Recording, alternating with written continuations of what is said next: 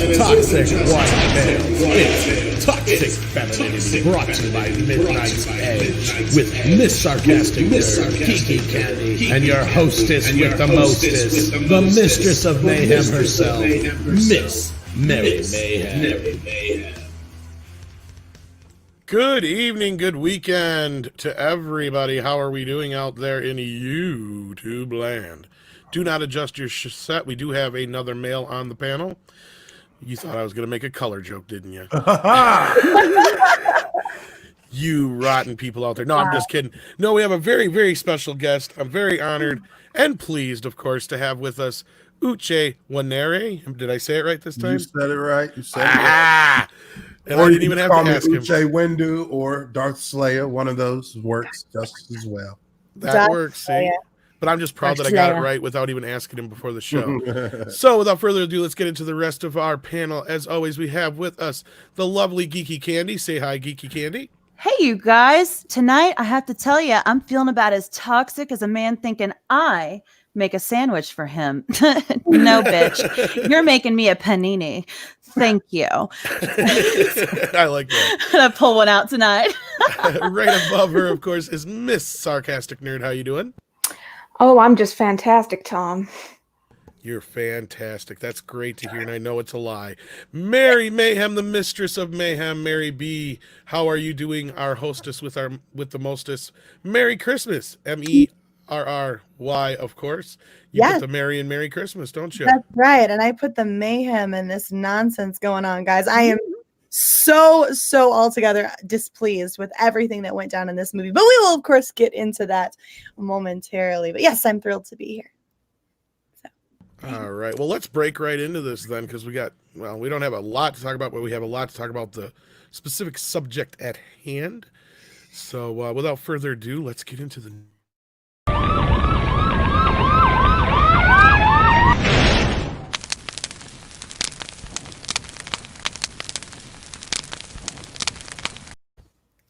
So just to be uber sweet and understanding of everybody that is going to be watching this stream tonight, guys, we are going to keep this spoiler free for roughly the first 15-20 minutes. So just for those of you who didn't necessarily see it on opening weekend, hey, we understand and we're not trying to wreck your life. So absolutely, we're gonna try to remain spoiler free for just a little bit here, guys. But then after that, we will be getting into spoilers. We're also gonna try to break down this box office for you a little bit tonight, guys. So, The Rise of Skywalker. Let's just go around it real quick, guys. How did you feel about it?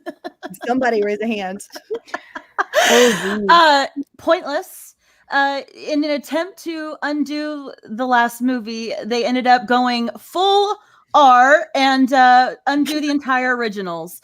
So that's how I feel, and I want to dig super deep into it when we get to the spoiler realm of it all, because I am pissed. I am super pissed. In fact, I'm so pissed I didn't cover it on my channel because I didn't want to even give it the air there, but I'm here, and you guys are going to get my take tonight. So we're this is therapy. We do. I feel like we do some therapy sessions. I'm so done. I'm so done. Bullshit. Miss, you want to give us a quick recap of your take on The Rise of Skywalker? I don't think I'm allowed to scream. No, but I would if I could, and I think that would encapsulate my entire opinion of this film. Just imagine me screaming full volume for about 2 minutes, and you got about close to how I feel about this. I could echo that sentiment. I think I could definitely echo that sentiment. Uche, you've always got a nice strong opinion over there. Well, didn't really like it. I could see where there were some things that were done. I think there were some parts of the movie that were kind of just JJ kind of saying, this is what I would have done instead of what happened in The Last Jedi. This is what I would have done with this character. This is what I would have done with that character. I think that he full on well knew that it wasn't going to be a good movie. I really honestly don't think that he expected this to be like, very well received just because of the circumstances. There was no way to make a good, it was an impossible situation for him to come out on top in, other than, the amount of money he got paid. But The movie, some of the concepts he wanted to go with were a lot of concepts that we did all kind of want to learn more about after The Force Awakens. I mean, again, I keep going back to the fact that Finn is Force sensitive, which is what I was hoping they were going to reveal after The Force Awakens, because that would have been a far more interesting plot of a stormtrooper, someone who was working with the Empire or with the First Order, then deserting that and changing basically transitioning from the dark side to the light side, and becoming, a Jedi. And I mean, that just kind of, that I just had much more, there was just much more depth to that kind of an arc based on watching Finn try to fight Kylo Ren in The Force Awakens. To me, that was one of the best scenes of that last 10 minutes, 15 minutes of Force Awakens with Finn fighting Kylo and Rey fighting Kylo were actually, to me, the best parts of the entire trilogy, because those were a few of the storylines that we wanted to see were birthed from those scenes. Like, you see Finn. George Lucas says that if you're not Force sensitive, you can't even really operate a lightsaber, much less be able to fight with it. And him being able to, try to fight Kylo, that kind of gave to that. Be really careful here, because we don't want to spoiler free for the first 10 to 20 minutes. Well, spoiler free section. And I'll go ahead. I guess that is a spoiler. It's not a huge spoiler, but it's something that really careful here. So, and I'll go ahead and give a quick recap of what I was thinking as well about it. And so I've made no bones about it. I absolutely hated this film, and I may well dislike it more than The Last Jedi. Now, that has a lot to do with things that I can't really discuss in the spoiler-free section. So I'll keep that for the spoiler section. What I will say is this movie is an absolute mess. It is a complete mess, guys. The pacing in it is really breakneck. So when you go into it, you feel like you're sort of being tied up and drugged behind a horse. You're just sort of drugged through this entire ordeal in strapped down, stuck on a old wooden roller coaster that doesn't even have any fun ups and downs, just jerks around corners. It's disjointed, it's messy, it's sloppy. There's a lot of exposition vomit, a lot of plot convenience, and MacGuffins all around. So this MacGuffins for MacGuffins. Yes, I mean, it's amazing, the layers of MacGuffins. It's like an onion. Yes, Wonderful. Between 3 to 4 layers of MacGuffins going at all times, guys. It is uncomfortable at points. And look, there's a flashy light show going on your screen. Could I see how it is that people might enjoy this film? Sure, I suppose normies might very well enjoy the popcorn aspect of it. But even then, I'm still not sure how you can pay attention. How do you know what's going on screen unless you're just mindlessly absorbing or mindlessly taking in the flashy lights and the nonsense that is in front of you. Plot holes galore. So, but again, we're going to try to keep this relatively spoiler free. Something we can discuss is the exposition vomit that takes throughout the course of this film. Well, let me tell you, and it starts off immediately. The minute you start into the film, you're immediately presented with just an exposition dump to explain to you how it is that a lot of the stuff that was set up and executed by previous films is no longer the case. It's not what you thought it was. This is what it is now. Accept it and let's move on. And they do this multiple times throughout the movie. What do you guys think about that? It definitely added to the rushed feeling of the film. It wasn't something that they sort of put time into thinking of. It was very much like, okay, how do we explain this so to fix everything? And it really just it took away from the experience of the film, definitely. And it really made you feel like they thought you were stupid. Oh yeah. Yeah. I definitely got the impression multiple times throughout this film that one of two things had to be the case. Either they had absolutely no grip on what was going on, which I do tend to believe 110%, or they thought we were just flat out stupid and couldn't keep track of what happened from one movie to the next. That people are just that stupid. The editing room could have cut a shit ton of scenes from this that would have made it too. I'm curious the extent in which the editing took out parts between these first, especially the first 45 minutes or so, all the planetary musical chairs, if you will.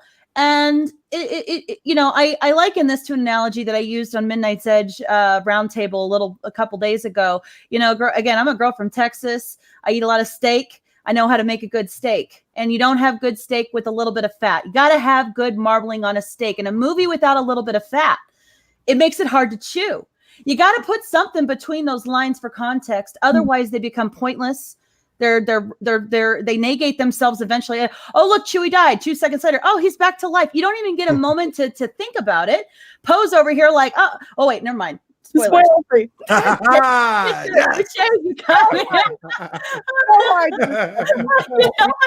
It's been over 10 minutes. Screw it. Well, does it really matter in the end? The spoiler that I just gave doesn't really matter. I'm just going to say, but I will end my spiel there before I say anything else I regret. But like I say, you got to have a little bit of fat in a movie, just like you need it in a good steak. It just makes it so much more palatable. And honestly, you got whiplash from moving around so quick. You couldn't concentrate. I mean, and I am somebody who loves to watch things that command attention just left and right. I can't sit very long in one place. I can't sit in one place for a long time. I have to have that. So usually a movie of that kind would be good for me, but it wasn't. It was the opposite. I caught myself just scratching my head, face palming, and laughing out loud at some points because I was like, what the just happened? Well, I've put this out there a couple of times. I've never seen this before in my life. Never before in my life have I actually seen someone walk out of a film. And I won't divulge what part at which they walked out, but they literally got up and forgive my language, I'm just repeating what I heard here. So they got up, and I don't know if what they said was, what the shit or the fuck is this shit? But they literally said that and got up and angrily stormed out of the theater. I'd never seen that before in my life. And all person was all of us. All I could think is, take me with you. Please take me with you. I don't want to be here anymore. Look. I really think that, again, like I said, J.J. Abrams knew that this is an unwinnable situation. So he retconned some things.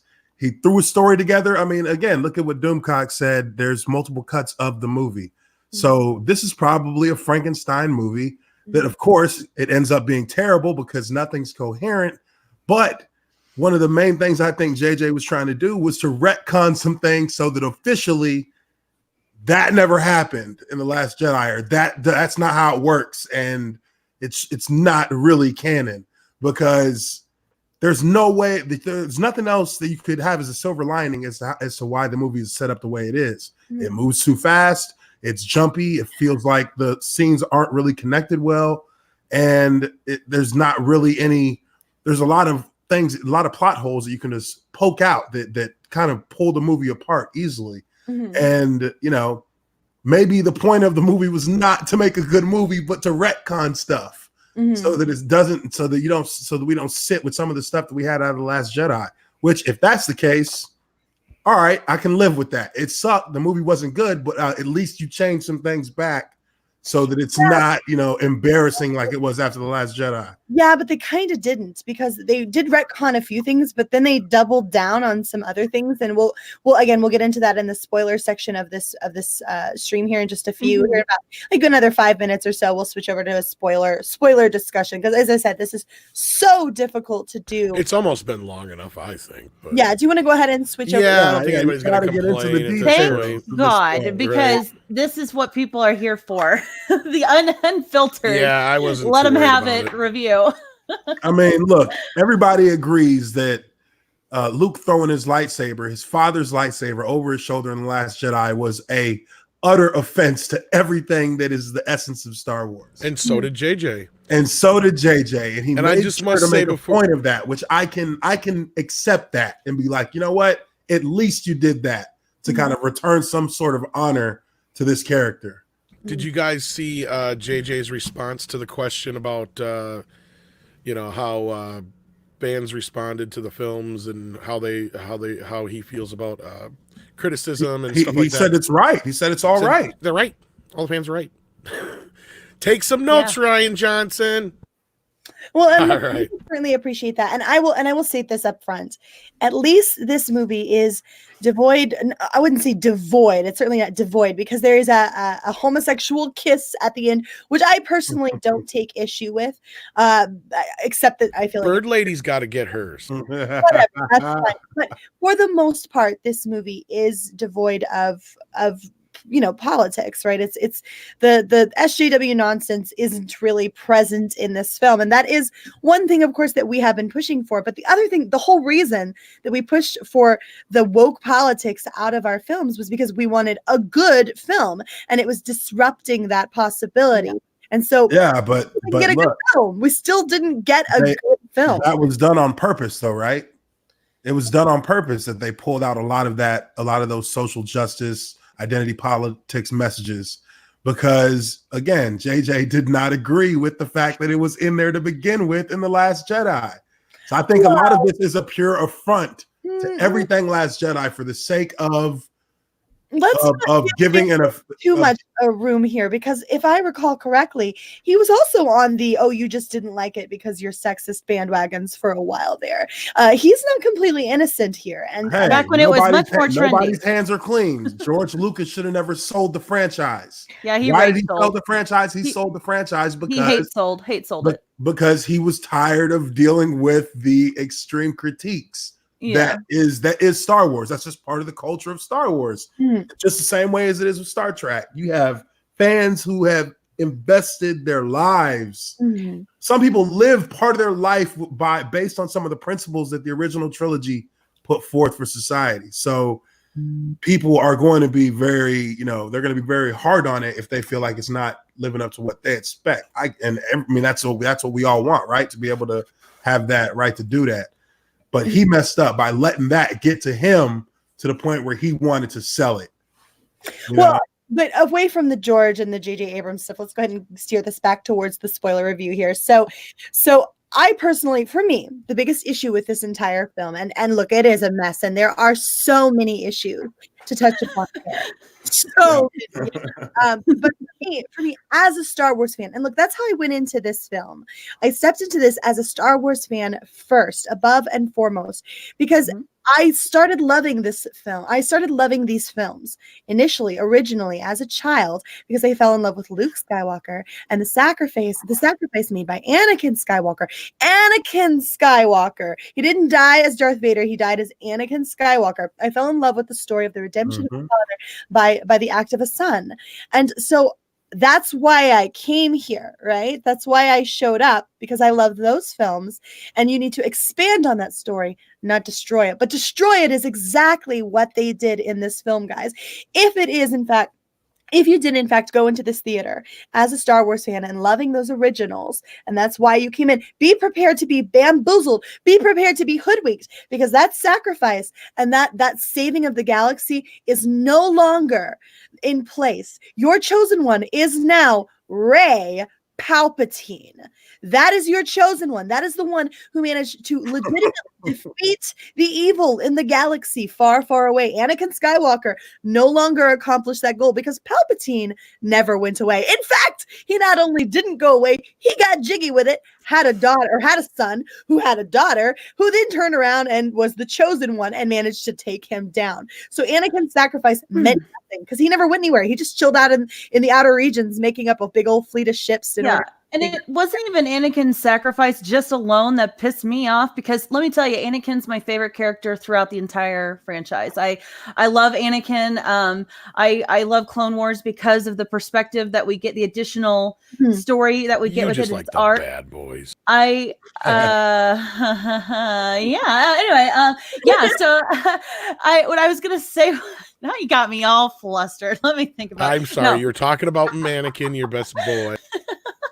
I loved his storyline, his story arc. I thought it was beautiful. The way that he was started off very righteous and pure, and eventually fell into the dark side. But because of love, which was ultimately why he went to the dark side, was because of love. He came back out of it. And so, to me, it wasn't just the sacrifice rendered useless at that point that he made. It's also that he was made incredibly weak by this, because if you could just force heal Shmi and Padme, you would have never gone to the dark side to begin with. Perhaps there were other things in the future that Anakin could have turned to the dark side with, but ultimately, if his love of if his fear for people around him to die was his undoing, then forced healing would have been the resolution to it. So that pissed me off. That pissed me off because Vader is like the end all be all for me. I love it. I just played Fallen Order. I freaking love Vader, and it's like Rey played the story mode version of Fallen Order. Things just bopped up in front of her, and it was really nice. And those stormtroopers just couldn't get their aim right on her or something. But it just pissed me off to no end. And that's just one of my major digs at this was the annihilation of most of the male characters that we loved and grew up with. I mean, almost all the ones that we really thought were awesome. Like, basically Obi-Wan, he didn't like fade away like Kylo did. He's just gone. It just pisses me off. Mm-hmm. So it's not even just, I don't think, the male characters. Like Leia was an important sort of character for me when it comes to the original trilogy, and they made her sort of this tender, soft, fragile old grandma. Woman. Yeah, made her into a grandmother. Yeah, I mean, look, those were the bad parts of the movie. I mean, no doubt. For me, when Rey just stops that transport ship from like taking off. Oh my God. I stood up and laughed. I was like, what? Like, she can do anything now. Like, she can do anything. And all of a sudden, Chewie's dead, but then Chewie's not dead. Somehow there's a second transport ship that we didn't see that. How does that work? It's so convenient. Everything's so convenient. I gotta say that scene before you do go, Mary. I gotta say that scene with the freighter was the only time in the entire movie I seemed to get any reaction out of the audience in the theater, and everybody gasped. But then I had to tell my friend I was with, like, "Don't worry, he's still alive." That was the only time I gave a spoiler because I wanted a genuine reaction. But yeah, you could have held off because 30 seconds later, I didn't need somebody crying in my popcorn. There are no consequences in this movie. There are no long-lasting consequences. The only person who has to ultimately deal with the consequences of anything is Ben Solo, right? That's it. That's the only person. So spoiler. Everybody gets a respawn in this game. Yes, everybody gets a respawn. Everybody's alive. There are no lasting consequences. Everybody got a respawn. Of course, you're Ben Solo. Ben Solo is the only one. The straight white male is the only one who has to deal with any lasting consequences because he gave his life up to save Rey. He actually sacrificed something, which is so funny to see. He was the one to do it. He wasn't even the chosen one. It doesn't even make sense. The whole force healing thing is so incredibly overblown, and they repeat it over and over and over again as though they feel the need to beat home the fact that yes, this is allowed. Yes, this is precedented because we precedented it previously in the movie, and it's done over and over again as though this is normal. But look, this is absolutely not within the canon. Is a force heal a thing? Yes, you can force heal or you can drain life within canon, but in terms of like giving your own life force to the point of death, to the point of forcing yourself to death again, this is like the fourth time someone forced themselves to death in the Disney sequel trilogy. Again, no, that is new, that is different, that is weird. It shouldn't be a thing. And in a world where you can give your own life and force yourself to death in order to save someone else, it doesn't make any sense why anyone of Did she bleed at all in this movie? Did she bleed at all? Force healing is like a real power in Star Wars. Yes. In the way that she does it. It is a power. Like, but it's like reserved for like Yoda type figures. Well, and it requires masters of an extreme level within the Jedi Order. And she's depicted as a Padawan in this. She's a Padawan. She should barely be able to do force pull. Like it's And one other thing too, we're talking about that scene just before it. Palpatine essentially asks her to kill him. She kills him, and he doesn't do what he told her he was going to happen to him, which I'm confused about that. That seems like a big plot hole to me. Very convenient JJ style writing there, because he, uses all the little flashy things in between the point of telling him, I kill you, or you kill me, I become you. This is what happens. No, all this other little fun stuff happens, and I guess we forget about that part. I mean, Well, the hell is this shit? Movie to movie, it doesn't. So if we're to understand and believe this movie is Snoke is a clone, or he's a creation of Palpatine's, and he was always in place to simply do out the bidding and the will of Palpatine. So for Snoke wants Rey dead, Snoke wants Rey captured. Then Palpatine's in the picture, and he wants Kylo Ren to go kill Rey, but then he doesn't want her dead because he wants to drain the Force life out of her so that she can take his place as the Emperor. What the hell do you want, man? It was 3 different movies. It was 3 different movies. There's a Lucas cut. I know it. Release the Lucas cut. It makes no sense. There are so many plot holes in this movie, and it's so convoluted over and again. And I'll give you an example. So let's give it a real calm, sort of relaxed, chill out example of one of these sort of convoluted things that takes place in this. So Poe has a backstory now, and I didn't know we needed a backstory for Poe. I didn't know that was a thing. I wasn't aware that we needed that. He was Resistance fighter. He was the best pilot in the Resistance, but they ham-fist a backstory for Poe into this. So Poe goes to hotwire a speeder. And as he's going to hotwire the speeder, very clunky and clumsily, Finn interjects, how do you know how to do that? Well, I don't know. Maybe because he's a pilot and he's been doing this shit for ages, and hot wiring one of these things might come in handy. It sort of seems like it might come with the territory to me, but fine. They interject the question at this point. Then they bring up the question again. Well, why are you keeping secrets from us, Poe? Even though that is completely outside of his character, not something that we've ever seen introduced about him before, but they do this for a reason. They do this for a very specific reason, because Poe has a friend that they need to introduce. And the reason they need to introduce his friend is because that friend has a couple of things that have to happen. First of all, they need to wipe 3PO's memory so that he can read one of the MacGuffins. And then they need another MacGuffin from this character. They need the little medallion thingy that allows them to go be safely parked with the final order. Or sorry, not the final order, the first order. Sorry, there's so many names for it now. I can't keep up anymore. So they go and they park and they're safe because they have this medallion and it gives them the credentials that they need. This woman exists in the film solely for that purpose, so that they can wipe 3PO's memory and so that he can get the MacGuffin from her. That's it. That's the only reason that they do it. But it's shoved in there and ham-fisted in there because you need an excuse to bring this woman into the plot. It's clunky, it doesn't work, and it comes across incredibly stupid. But they did it because, we got to get her into the plot somehow and reason. The whole final order thing is like reminiscent of the whole, like them naming the Xboxes when they went from Xbox 360 to Xbox One. Mm-hmm. Like, it's J.J. Abrams just trying to like come up with weird names for things because it sounds intelligent, but it's really just weird. Here's JJ names: Wayfinder. Yeah. Final Order. Final Order. What happened to the second, the third, the fourth? What's going on there? Do we just jump from first to final? What's the story? Order.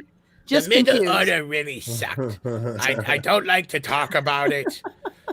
It was a bad day. I'm partial to Order 66. Yeah, see. But I mean, I gotta point out, as far as like the whole Leia thing, we know that JJ only used footage from The Force Awakens for some ungodly reason. He wouldn't touch any of the Last Jedi footage, even though Ryan supposedly had a buttload of footage that he never used and probably could have. Desecrate myself with that. But he wouldn't touch that, of course. I guess he has standards.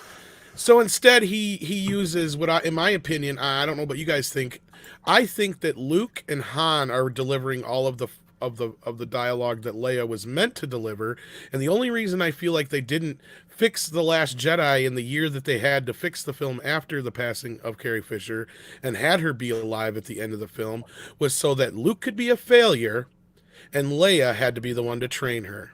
Yeah, I mean That's that the was only thing that makes sense to me, because otherwise you had a year to fix this movie. You could have cut her out easily because they never intended for Luke to train Leia, or never intended for Luke to train Rey from the very get-go, which is the most organic, most natural, thought-out way to do this, and for 2019 reasons, you just put a really awful tint on this film because of that. We have classic timeless originals that don't go into stupidity like that. Mhm. And then here you've got this one completely dating itself because of that stupid decision. Well Mhm. done. Well done, Lucasfilm. Well, and it Well doesn't done. even work very well within the context of the movie itself. As you're watching it, it's very disjointed. And there's one example of how this doesn't work and what they do to try to force it and make it work.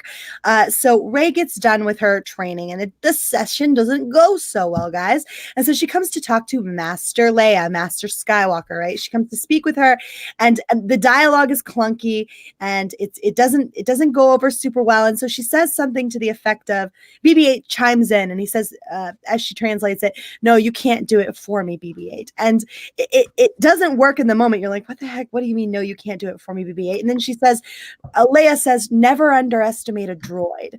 And it feels weird in the moment when it's happening. It doesn't feel like a normal conversation, right? What does this have to do with what you guys were just talking about? But in order to validate it, later on, when the they fly now scene, guys, the infamous they fly now. They say it 3 times. Like it's I was really waiting though for a Leia scene to be like, Leia, we got to go attack them. They're going to destroy everything.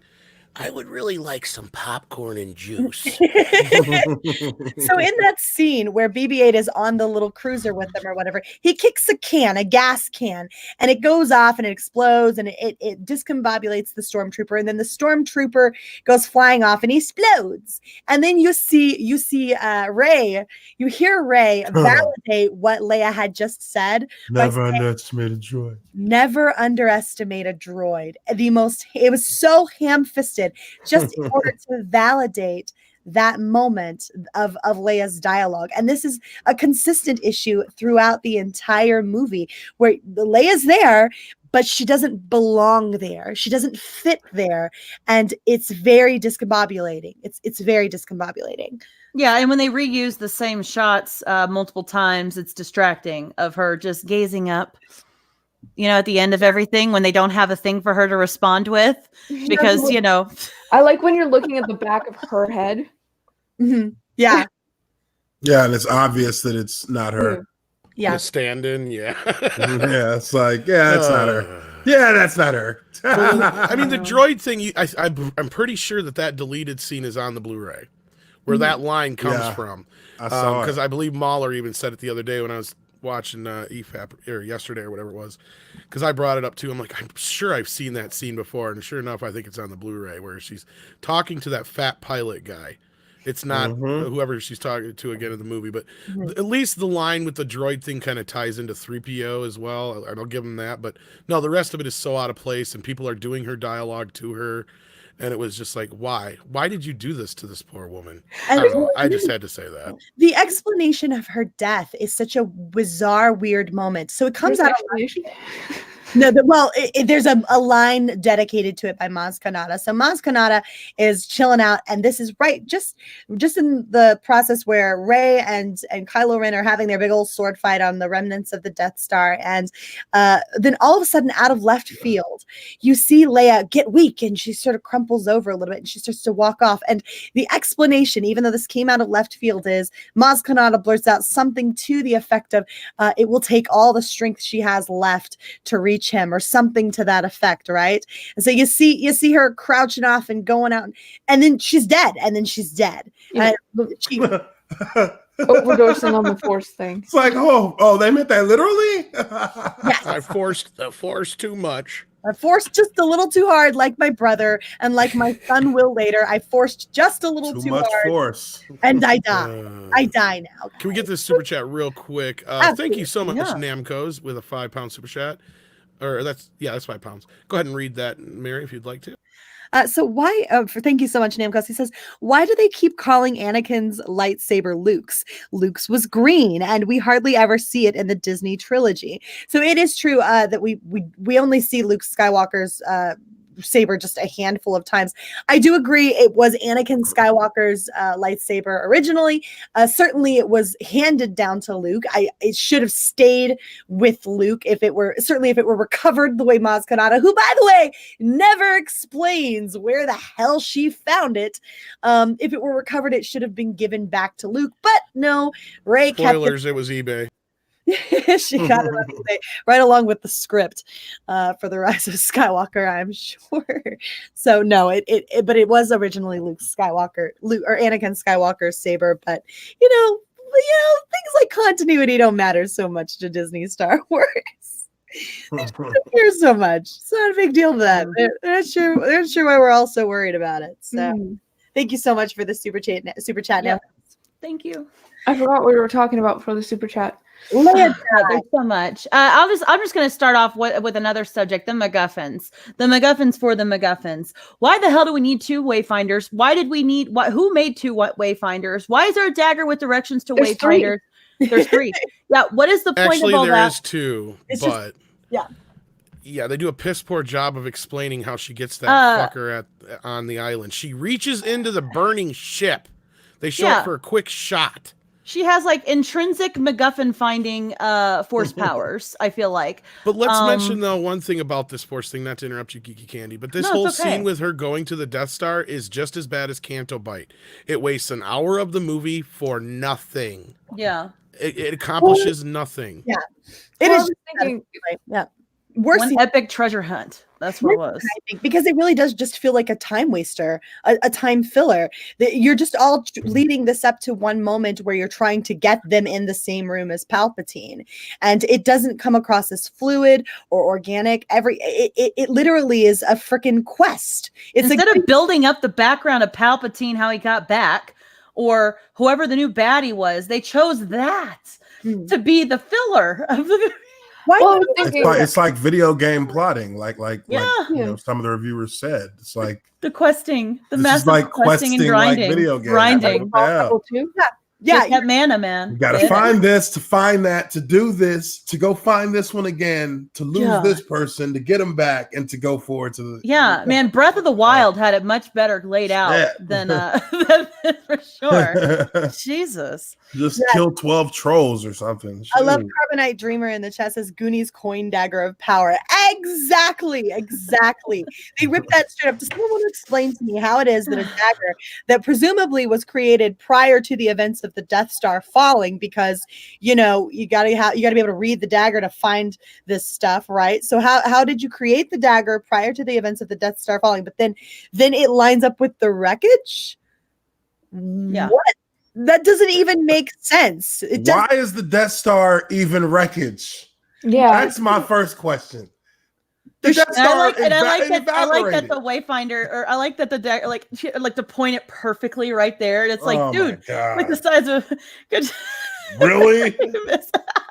and like Palpatine went back on like his stick that he's attached to and got moved around so he could build that stupid room where the Wayfinder is. That's the only way I can explain why the Wayfinder's in there. He got some contractors together to build that room with a little security measure from Harry Potter. I want to know, and who was it that consulted with Vader to go leave that in the middle of a forest somewhere randomly? Yeah, protected by weird football-headed things. Yeah, that's such a Vadery thing to do, right? Okay. Here's the thing with J.J. Abrams movies: you don't ask questions. You just keep your eyes on the screen, and hopefully he can get you into some kind of what is that called when you go to those therapists and they hypnotize you? Yes, with all those flashy lights. Yeah, that's what he did. That is all that this movie is. It's a bright, flashy light show. And I kind of wish I had gotten a seizure and died in the middle of it. I'm just saying it was that bad. Like I said, there's so many references though. There's so many I wanted references to rage quit. Like with Harry Potter and what's that stupid witches one, Mary, that people keep referencing? Hocus Pocus. Hocus Pocus. People reference. Yeah, Hocus well, Pocus I did. I called Emperor Palpatine the fourth Sanderson sister. I think I was the first one to do that. That I know. And that I didn't hear anyone else battle say at the end, totally Helm's Deep. Totally the Battle Yeah. of Helm's Deep from Lord of the Rings. Or I am Iron Man, where friggin' Palpatine is like, I am all the Sith, and she's like, and I am Iron Man. I'm all the Jedi. Yeah, it was so bad. There were several moments where you literally felt like you'd watched a ripped off from Marvel script going down in front of you. It was, I would call this pathetic. I would call this absolutely rise of the fan service. Is really probably the fan service is the only reason why people are genuinely enjoying this, because there's so much fan service sprinkled throughout this entire movie, and I can understand. I do understand why it hits you in the feels in terms of nostalgic. It looks pretty. It can convey a sense of emotion from time to time, even though that emotion is hollow for anybody who actually understands what. Yeah, and Can it's I interrupt negated you? within minutes later. It's like, Can oh, I interrupt for just a second, Mary? I wouldn't call it fan service. It's more member berries than Yeah, fan member service. berries. Because fan service, and it's sad that fan service gets kind of a bad reputation. When it comes to franchise films like this, there's nothing really inherently wrong with fan service. That's Right. why you have a franchise, is you serve the fans well enough, and if you continue to serve the fans, then your franchise will generally do the good. Now, you can go too far overboard with fan service to where you alienate the general audience. And I think that's the complaint that was against that was railed against, like the prequels, for instance. Like, as far as the general audience goes, it was like there's too much inside baseball talk in these prequels. Like nobody knew who a Sith was and all this other kind of crap that was, unless you were really into Star Wars, because they don't mention the word Sith in the original trilogy and all those kind of things, to where I think, again, we get to this movie, these movies are more member berries, because it's like, oh, you remember this, you remember that, you remember this, and we're just going to throw it at the screen at you. And it has no substance whatsoever. At least fan service generally has some substance to it. While I have Uche here, because Uche, I want you to reach back into your memory, and I want you to look back and remember the conversation we had after the trailer dropped, and they said, and then 3PO was on the screen, and he said, taking one last look, sir, at my friend. And you said, oh, he was probably talking about Luke, Han, or Leia, something to that effect. He was remembering something. Then I said, no, he's looking right at him, and we got into it. We had it out. I just need to hear you say Mary was right. oh God. Well, There you go. I'm pretty sure I used the word maybe, not as indefinite. There's no way I could have known. Uche, But you were right. I was hoping that it was an kind of an homage back to the original trilogy, because those are the people that he knows more than anyone else in the entire world of Star Wars. Right. But you were right. You were right. It was they didn't have the simple common sense to see that would be an easy win to make that. Instead, they made these strangers all of a sudden 3PO's best friends, which we all know he's only known them for 2 years. How can they be better friends than Luke, Han, and Leia? Best buddies, the people he will lament the loss of his memories over. Those are the they only spent like 2 minutes even really being compassionate about it. And then they're like, all right, let's move on to the next part of the mission. Let's get out of here.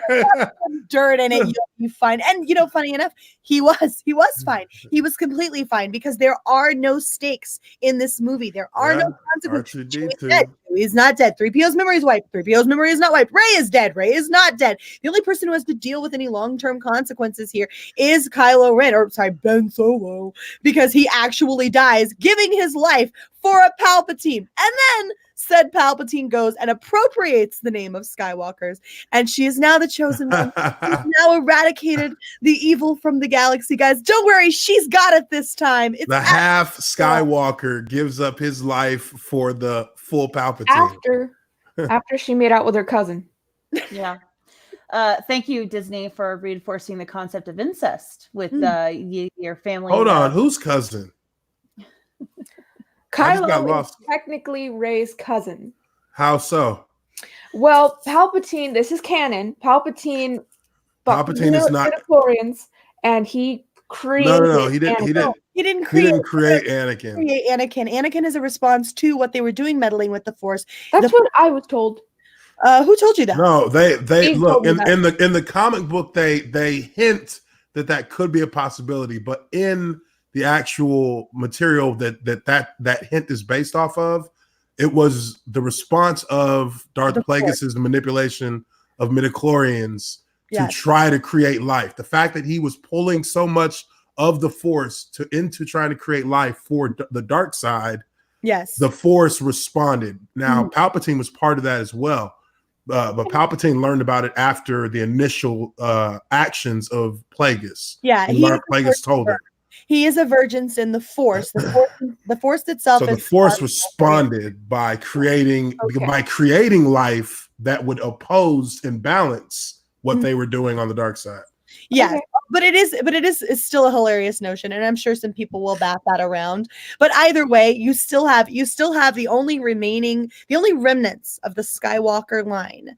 The only remnants of the Skywalker line, the line we cared about. Remember the line that once upon a time, before all this nonsense had actually saved the galaxy. Remember that line?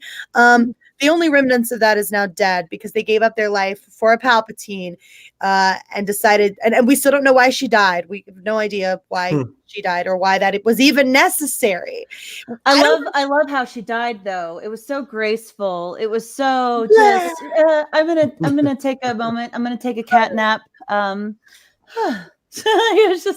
It's so sweet. I mean, she can't even. Leia's death was anticlimactic like everything else in this movie. Oh, I love how Leia's body didn't disappear right away. Oh yeah, waited for It's laid there and decomposed for about 2 or 3 hours, and then She became a Force ghost. She was kind of conflicted at first, and then she was like, okay. And the thing about Force ghosts is that Force ghosts is not something you get. Force ghosts is something you're taught by Force ghosts. So every time that happens, it usually happens right before the death. So with Anakin right before he died, as you know, from after being redeemed by Luke, Obi-Wan shared with him the technique to becoming a Force ghost in that instant. And the same thing happened with Obi-Wan by being taught by Qui-Gon. Yoda learned it years before. And Yoda learned it way before, but he'd never really talked about it. Yoda kept a lot of secrets. That's what people don't know about him as the head of the Jedi Order. He kept a lot of secrets, and he knew a lot of things that were foreshadowing what was coming from the Sith, and the fact that he ignored those signs purposely is why the Jedi fell. I do want to steer us towards a different part of this conversation. Now, this was something that it had a lot of potential. It had so much potential. And if it had been fleshed out properly, I think I would have really enjoyed it. So when I first saw The Force Awakens, not to harp on old news, but I was convinced that Rey was a red herring. And I was convinced of that because of the same reasons that some of the same reasons that Uche mentioned earlier, that Finn was quite amazing with the lightsaber. And also there had been a moment where he heard in his ear the echoes of death. There was no reason in the world for him to hear the cries of death that he did in The Force Awakens had he not been a Force sensitive. Now, this wound up being a dropped plot point in The Last Jedi, never mentioned, never brought up again, but it is brought back up in The Rise of Skywalker. So apparently Finn is a Force sensitive. Sensitive being the key word here. He's not trained. He's never brought into his own as a Jedi. He's simply a Force sensitive. So, that was something that, again, it's a good idea. It could have been run with. It should have been run with. Finn was he was so horribly mistreated by this sequel trilogy. He was literally back of the bust. Yeah. Literally. And I mean that in every way possible. And that's Disney for you. Just keep that in mind. This woke Hollywood crowd, they'll pander left and right, marketing Finn as this love interest that's going to be a major player in this, and then literally put him in the background like he is just like Uche says, a prop. I think it's awful what they did to him. I think that the demographics, when we talk about what happened with the box office, going to show the pandering did not equal payoff. And that's good for us. And I hope Disney takes a hint from that, because the continuance of the pandering is I'd say half of the problem, because it forces them into boxes when it comes to casting and writing, and they can't do that anymore. The writing needs to be the priority and not be limited by the casting choices or by the pandering of the demographics. So I hope that they take note to that, because that angers me. Yeah. I love Finn. You know, like I said, I always thought that, you know, that would have been something they would have developed had they not had The Last Jedi. And it's a shame for sure, because that would have made for, I feel like if you would have had that dynamic between Rey and Finn as two Force sensitives who are trying to understand these powers and trying to learn the ways of the Jedi and, you know, how the Force works, all these things, that could have been a story that could have been, you know, at its best, hailed in the same breath as the original trilogy if done right. Because because it would have made those central characters of the original trilogy still critical in this new trilogy to help and develop these characters and to showing them the right ways of the Force and the light side in face of a threat from from something that they created themselves in Ben Solo. So, you know, that family dynamic is still being dealt with from a new generation of Jedi that are being born to oppose, you know, John Boyega he had acting gravitas and charisma. It came out naturally, and he became a token. And it makes me so angry when this happens, because you're really, they're just so tone deaf over there to advance this Force's female plot. They literally just put everybody else in the background. It doesn't matter who you are. It just in the pandering of it just pissed me off. And then queer baiting him with Poe, prancing them both around and all the marketing and the promotional tours. Like they're some kind of an item. It's just so stupid. It makes me so angry. And they shot them in the foot too. Oh, I'm sorry, Tom. Go ahead. I was just gonna say, did you guys notice that they had to make sure that Poe had no case of the gays in this movie? Yeah, I did notice that. And there was a lot of queer baiting that went on in this. Well, obviously, for the last several years, there's been a lot of queer baiting. You know, a lot of people have been saying how great it would be to see Poe and Finn together. And look, I never really even considered that. Oh, why do you think that they paired them off? Why else would they just pair? I know that they did. I know that they did. But for me, I felt like that was such a ridiculous notion for them to do it that I didn't consider it as something that was, they would never come out and officially say it, because it's ridiculous. It's ridiculous. Par for the course here. Waste here, and they shot themselves in the foot with Finn, and I will tell you why. Because a lot of people, and I do mean a lot of people who were watching this, wanted to see the progression of a stormtrooper who had broken away from the First Order or the Empire, whatever you want to call it, the Final Order, whatever that was the first image that we saw of the new Star Wars in the trailer. Important. This was supposed to have gravitas. We were connected to Finn, and by extension of Finn's desire to see Rey be okay.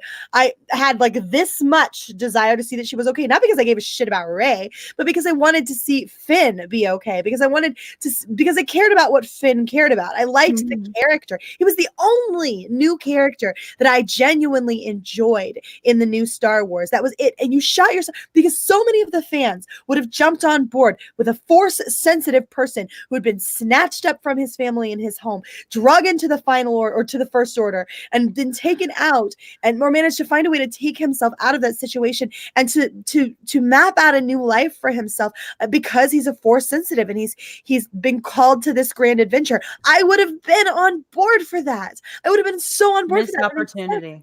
Look, and they could have had Rey as part of that as well, the same way that she is now.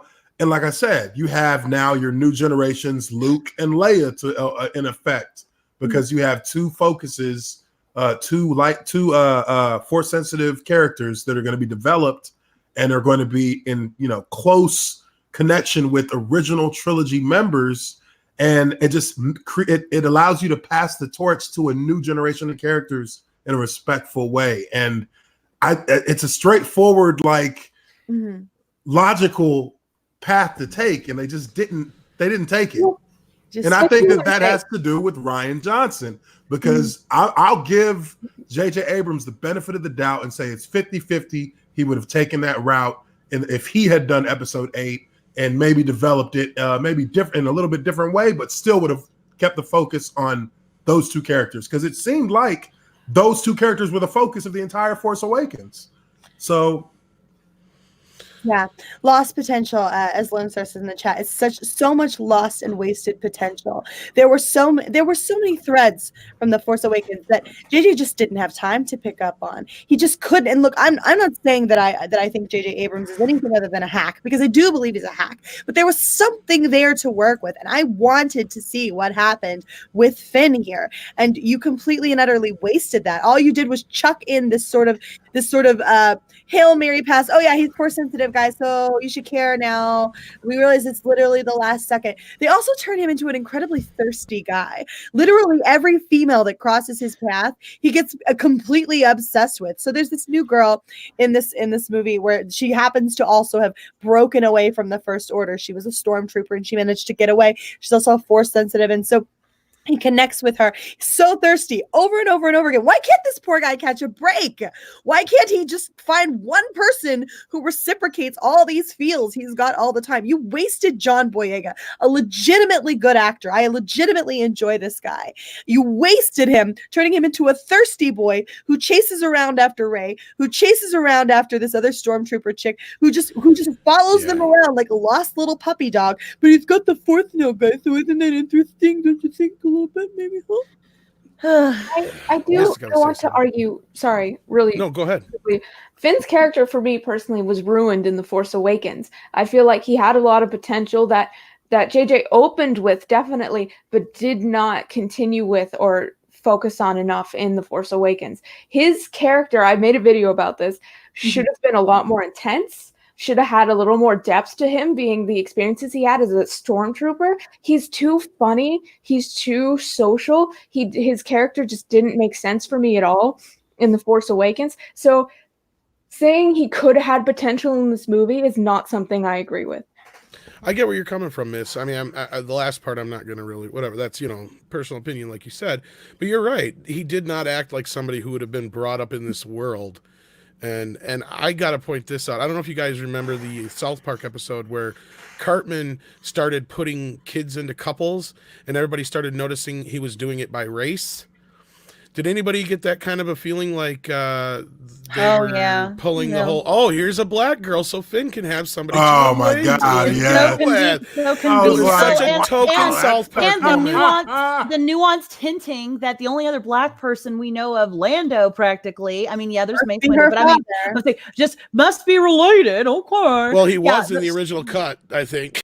Right. Well, they took that out. Stupid. It still got across. It still came across very clearly to people within what we saw. Uche, how'd you feel about that one? Let's throw that one to you. Yeah, that's actually why I brought it up, and that's why I wanted to hear. Is I wanted to hear from Uche. Want to hear from the black male of the group. Did you see the episode I'm talking about, Uche? Do you know the one I'm talking about? The South Park one. Yeah, where I know the whole token black guy thing in South Park. That kind of. That theme of South Park. I do know that. I don't know what episode you're talking about, though. Yeah, but basically Cartman started putting, like, a black girl, I think, moves to the town, so automatically he thinks Token should be with her, and all the other boys start noticing this, and they're just like, what the hell is he doing? And it's his whole obsession with... So Finn can't have Rey, so let's put someone else there for Finn. When I saw the black chick pop up, that was my first, and it was my instant first thought, because why are they together on this mission? Like, why are they working? Why is it them? Like, because she's black? I mean, because she can relate to him more? No, they just threw her in there as, here's our black pair, because, the white pair is Rey and Kylo. So, yeah, I definitely noticed that. When I saw it, it was pretty easy. Anybody watching it would have thought the same thing. Yeah, it was awkward. It was uncomfortable. Look, I'm not trying to make this about social, like woke politics or whatever here, but I'm just saying, for all of the nonsense that you've been spouting at us for the last 2 years, you flaming hypocrites, you should have thought about this one for 2 seconds. And the optics of it looks terrible. You've been calling us sexists and misogynists despite our gender. You've been calling us this crap for literally years at this point. And then you shove that into into the film and you never stop to consider how incredibly insulting that might be to people, I'm sorry, but it doesn't look good. It's incredibly tone deaf, and it's I just feel bad for Finn. I just feel bad for these characters. Like, at least they had the decency to give them something to relate to each other on a more personal level, but why she gotta be black? Yeah, definitely. It was. I mean, look, they toned down a lot of that social justice, identity politics they stuff. did noticeably, but so, there's still a quota that has to be met for Disney because they call themselves quote unquote a family. I mean, good corporation. thing they keep Kerry Russell's helmet on, because God forbid that they revealed that she was white. Not just that, Rob thinks they kept her covered up because God forbid anybody be prettier than Ray. Yes, prettier I than mean, Ray. did you see her fill out that suit? My God, if the Power Rangers were only that sexy. I don't know how I feel about that, because I honestly think Jin is way prettier than Ray, personally. Like, I don't know if I agree with Rob on that one, because she's never covered up. Her face is never hidden. And that is a good point. I didn't think to bring that up. So I don't know if I agree with Rob on that one. Me, probably because she's only in the movie for 2 minutes. Maybe, but so is Zori. Well, Zori actually had, I think, 1 or 2 more scenes than she did, because you had the whole thing with Poe to make sure that he's not. But yeah, gay, and you kind of know that she's white because she had a thing with Poe. So we know she's a whitey. She pops off and shows her eyes, because of course at least they were smart enough. JJ had to know that he could not get Kerry Russell in this movie, and if you're not going to show her face and you're not going to show her hair, you got to show her eyes at least. You guys do realize that there's a history between and her these two, right? body. JJ worked on Felicity. Yeah. I thought she was. I really felt like. I haven't kept up with Kerry Russell, but isn't she a little old for Poe? She's a little old, but she's fucking gorgeous still. Oh, she has some of the most jarring eyes. Hollywood in the old industry. for girls is she still looks 20 years younger than her age, at least. She looks good to me anyway. And she sounded great, and she filled out that suit like nobody's business. So I think I liked seeing her, as horrible as the writing was. Can we please stop giving Mary lady boners? That'd be great. Thanks. I know. I want her to be my background for a little bit. She was so pretty. Kerry Russell. Yeah. Well, I had a crush on her back in the day, yo. That hair, man, she rocked it. So, she was one of the first, I think, then to really rock that kind of style. And but not to go on a huge tangent, but it was beautiful. With a smile on your face. She's beautiful. But it's almost like a hole of sorts that we're going down here. So I think we should pivot back. Yeah, I want to steer the conversation if we can a little bit towards the box office and what we're looking at on the numbers. Wait, real quick. Can we do one thing real quick though? Because Candy wanted to talk about Force portals. Let's do that. The Force portals, and then we'll the get Doctor Strange. The Doctor Strange, beautiful little nod to Doctor Strange there. You can force yourself some pizza. You can force yourself some lightsabers if you need that. Whatever the hell. Teleport herself to Palpatine. So wait, here's what I'm getting to here. Okay. so Doomcock had an interesting video where he mentioned the idea of if Force Ghosts can actually obtain and hold on to something in the physical world like a lightsaber, why didn't all the Force Ghosts just go ahead and put together this Force Ghost battalion of Force Ghosts, knock them down? No, here's why they didn't, guys. Here's my theory, and you haven't heard this anywhere else. This is straight out of it's a Candid Candace premiere for you. So I think that in the future, this is opening up the idea of, God forbid anything happened to Rey. Okay. If something does happen to Rey and she dies, I guarantee you she's still going to be the one to Force Ghost kill her way onto that baddie. The next movie, because she's the first one to get witness to this. Now I'm telling you guys, the next thing, it may not be her, but I'm telling you, there's gonna be Force Ghost killing eventually, because that's really the next step. How do you go up from this? That's really the only way. The only thing I can think of as far as the whole Force teleportation thing is that connection that they had between Rey and Kylo. They can almost like touch each other, right? Through that connection. So they can touch each other. Connection. Yeah. So they can actually through the Force physically manipulate each other. That's the only thing that I can think of that but still, how do you move? Well, it's confusing because it's like, how do you move one object through the force if it's not a part of the force? You know, like you shouldn't be able to. That's you why broke the force. they've turned the force into an ex machina here, guys. The force can now do essentially anything that the writers say it can do. You can transport objects from one person to another. It is no big deal. The force no longer has rules, even though that's not how the force works. It doesn't have the rules. And like, I've heard the argument, oh, well, they did that in The Last Jedi, so the precedent has been set because right, like the raindrops came through. Look, this was not something to double down on, guys. This was not the thing. That's not the JJ way, though. He doesn't just double down. Their shit. You retconned Luke Skywalker. You retconned Rey's parentage. You retconned Snoke. You gave Rian Johnson so many middle fingers throughout the course of your film. And this was the thing you doubled down on? You have I don't think that thing means what you think it means. You keep saying that word, but I don't think it means what you think it means. Like, why would you do that? Why would you pick this as the thing to double down on? Oh, you can't do the whole that was like 1 in a million. You can't do the Holdo maneuver, but we're going to transfer objects through the force so one person can take what another person was want. I did love the tongue-in-cheek F you Ryan moments. Those I were did beautiful.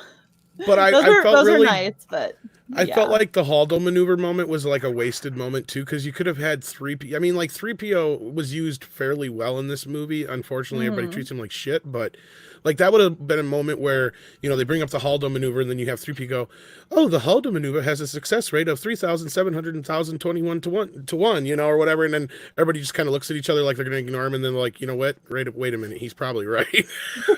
You know, or something like that. Yeah, for once, let's listen to the droid. Time. You know, and you could have had another 3PO moment because there was some really great 3PO moments in this movie. Like the part where like he's just like standing there and everybody's looking at him and then he turns around to look to see who's behind. Yeah, that was fun. and I did like how they played out how he lost his memory and he's introducing himself to everybody. And it was one of the reasons why I ended up liking the little Baba Booey guy. He's like, hi, I am C-3PO, human cyborg relations. I'm Baba Boo. All right. Well, I know you probably got a couple super chats you want to get. Yeah, we got a super chat here we got to get to. This kind of goes along with what you guys are talking about. Go ahead, Mary. So from Jaybird the Third, for $20, he says, I'm doing my best to follow you and the Inquisition. I'm saddened by low normie standards. Quote, the movie is full of fan service and plot holes. That said, I found it very entertaining and satisfying. Seeing it again tomorrow, shaking my head. Well, look, no one here on this panel is going to tell you what you can and can't do with your own damn money. It is absolutely your right.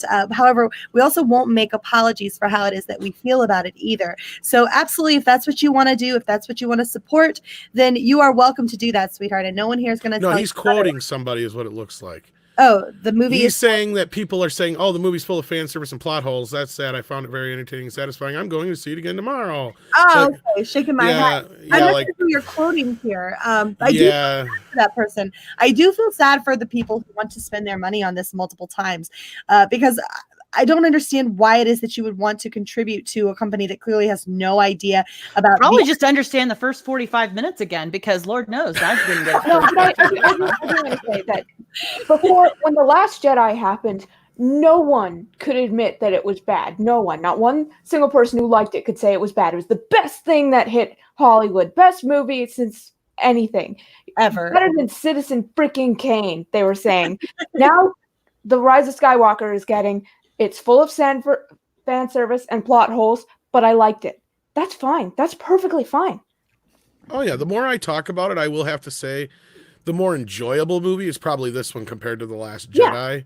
But probably the better technical movie is The Last Jedi, just because even though it's fucking stupid, it at least makes sense to a point, you know, and it's a flowing film and it has scenes and it has, you know, all the things that this is not even a movie. I've said a beginning, middle, and an end. Yeah, this thing is like a video game with a bunch of DLC overpowered bullshit. Matt G, $2. Disney Star Wars exists in 2030, yes or no?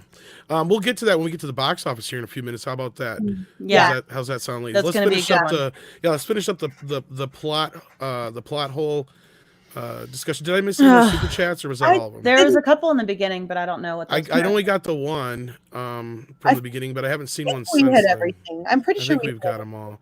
So all right, let's continue the plot hole talk, and then we'll move on to box office. I think we probably did pretty much nail down the plot hole talk, like because there's if you discuss or whatever that Candy wanted to discuss, or anything else you ladies wanted to discuss. No, about I the honestly, films I'm specifically, content or never Uche. discussing this one again.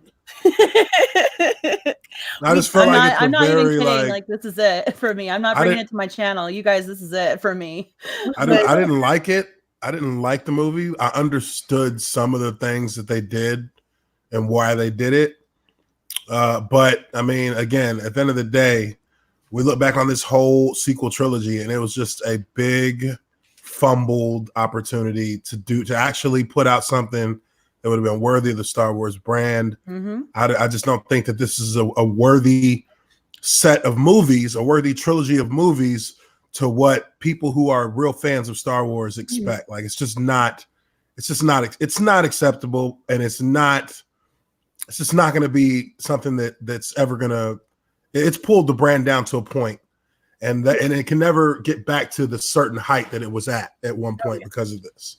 Well, we're going to go ahead and break down these numbers for everybody, and then we'll get into the discussion about what we think we're looking at for the future here of Star Wars, because I'm not going to lie, guys, I'm not optimistic. So I've got a screen share here going on, Tom, if you want to pull it up here for us.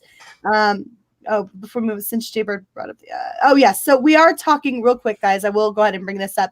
We are discussing moving toxic femininity. We haven't necessarily nailed down a specific day or time just yet, but because we do recognize it is very difficult to watch both the Inquisition and us at the same time, we may be looking at after the beginning of the year, potentially shifting this slot around for you guys so that you have the opportunity to be able to sit and enjoy us. And some of us like the Inquisition too. We don't want to go.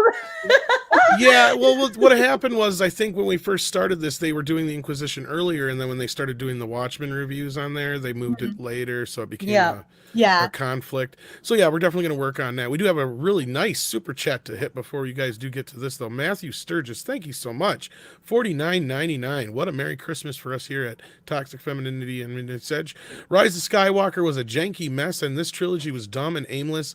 I really hope Kay Kennedy gets the boot ASAP. Well, you should check out our video we dropped earlier right after the show, and you may get a little bit of an early Christmas present yourself there too. if anything is to be believed out of those Reddit leaks or Reddit posts that we reported on. But yeah, speaking of Star Wars, because we're and box office here we go. Issues with KK. My goodness. Yes. So the domestic opening, the projections were between 175 million to 200 million, roughly speaking. So it could have landed anywhere in that. Those were the projections. And the Rise of Skywalker came in just barely by the skin of its teeth, just managed to make those projections for us, guys. So with $175.5 million domestically speaking, it came in just barely. And absolutely, this is a disappointment. In fact, I would go so far as to call this an embarrassment when you consider these projections are so much lower than what The Force Awakens and The Last Jedi themselves did. This is going to be the worst of the Disney trilogy, without question. Not to mention that it only garnered a B+ rating over on Rotten Tomatoes, which is also the worst of the live action entries within the franchise at all, ever, period. Like, this is the worst rating that it has gotten so far, with a B+. And look, I understand that a B+, you would say to yourself, a B+ sounds really good. It should be a good movie, right? Well, when you consider that this is the finale to the Star Wars saga, this is an absolute underwhelming, doesn't begin to describe it. I would call this absolutely embarrassing, guys. And you probably have to think that that's a little bit generous of a score as well, because again, cinema score is accumulated by people who just saw the movie, and how many people are going to give it a bad review right out of the gate? Your average moviegoer is not going to do that. They're going to say, "Oh, it was good," because it's the hype of the moment for them. They're just seeing a new Star Wars movie. Y'all, so it's probably more like a B or a C+. Yeah, and one of the things I said early on is, if this movie was unable to cap Joker, I was going to I was like, I don't want anything for Christmas. That's all I really want is for Joker to beat Star Wars. What an amazing! This is just any other movie would be like, okay, yeah, that's successful. Yeah, okay. Except how much was spent on this movie? What was it again? Reportedly 300 and some, but I know almost it's gotta be 400, more than that. almost 400 million. And you have Okay. to add an advertising on top of that. Yeah, right. Yeah, so one of these days, guys, I'm also hoping, praying, fingers crossed, for a Rise of Skywalker Lost Money hashtag to accompany. Yeah, I think that's going to be in order once the numbers do hit. We got to make that trend. That is going to be beautiful. So I'm looking forward to 2020. Hashtag Star Wars Lost Money. Hashtag Star Wars Lost Money. Yeah. Well, here's what we're looking at here, guys. We are looking at around a 600 million or so cost for them to make the movie and advertise the movie and get that all out there, right? So, and then you have to keep in mind that the fact that whatever it makes at the box office, Disney is only going to get half of that, right? So this movie makes $1 billion, which is in question at the moment. That is in question. If this movie only makes $1 billion, hashtag Rise of Skywalker Lost Money. I'm just saying. And what the hell merch are they going to go off with this to try to supplement any of that? I mean, Mandalorian merch is going to be the one that's in demand. If he comes down to it, there's going to be competition between that now. They messed up. It's so funny. So badly. So no, this is not. I don't even think it's going to make $1 billion, to be honest. Well, so that's in question now. Look, I'm hesitant to say that it won't make $1 billion because you never know. But the drop off over the course of the weekend was absolutely drastic. It was a 10% more drop off than they saw for The Last Jedi. And so this movie is absolutely, look, you can't call it a flop because that was never going to happen. Star Wars, the end of the saga, was never going to flop. Right? But it can absolutely be a situation where Disney loses money on making the film. And I for one, am absolutely would love to see that happen. And I did see a question for me in the chat. Do I think The Rise of Skywalker killed Star Wars? No, I think The Last Jedi did that. I think absolutely that was The Last Jedi. The Rise of Skywalker had too much ground to make up. Wasn't possible. It wasn't possible for them to be able to do this in a single movie. And I think that not J.J. Abrams, but Bob Iger and Kathleen Kennedy just wanted to move on from this trilogy. They wanted to get past it. They wanted to put it behind them. They wanted to move on to something else. And so they never wanted to take the time to make 2 extra movies or to make a 9 and a 10 or a 9 part 1 and 2. They simply weren't going to do that because it wasn't advantageous for them. They want to get past it. They want to move on. It's all salvaging. So they did as much damage control as they could in a single movie. It didn't work. It didn't fly. And this is where we're sitting. And I'm absolutely really curious to see how this winds up going down because the second week drop off is going to tell us so much more. But yes, this movie is absolutely disappointing, and I think the message is sent from the fandom menace. I think we have absolutely gotten our point across here. We won't, and the fact that we have split critics, and critics, and a lot of people now shouting out, like doing shout outs, like big YouTube channels. The fandom menace was right. I feel like there's a lot of vindication here. It's interesting. I mean, like critics that I never would have thought. I mean, yeah, you still got people. You got the shills that are seriously shilling, and you can tell in the reviews, like the reviews don't actually have anything pertaining to the actual movie, but just that overall flavor of Star Wars in general. That's what they critique.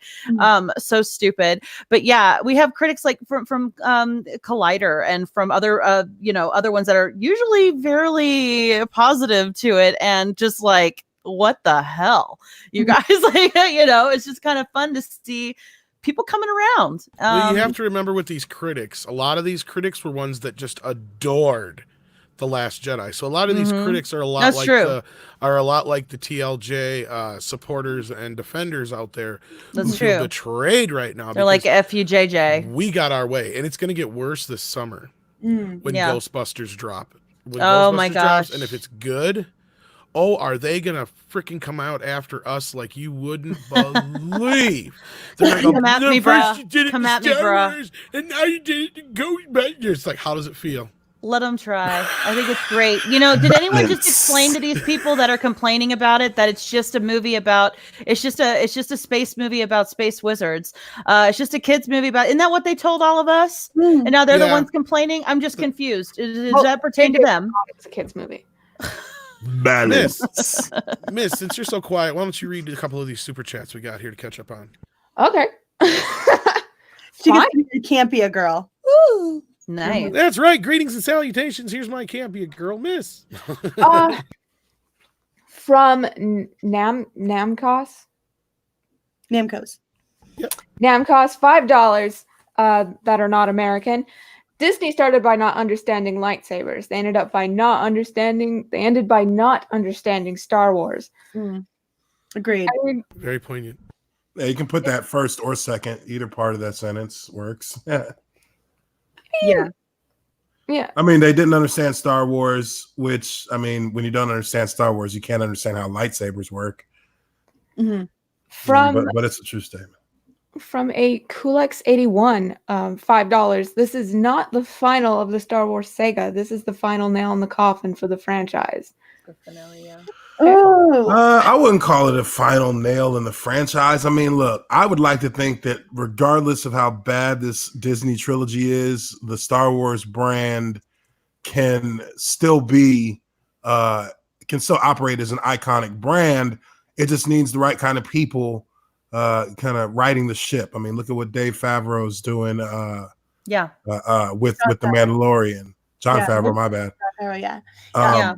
Look what they're doing with The Mandalorian. This is a perfect example of returning some dignity to the brand. And it's not perfect, but it is absolutely grounded in real Star Wars knowledge and real Star Wars creativity. I mean, it's not trying to push any kind of agenda outside of the typical themes and storylines that you're used to with Star Wars.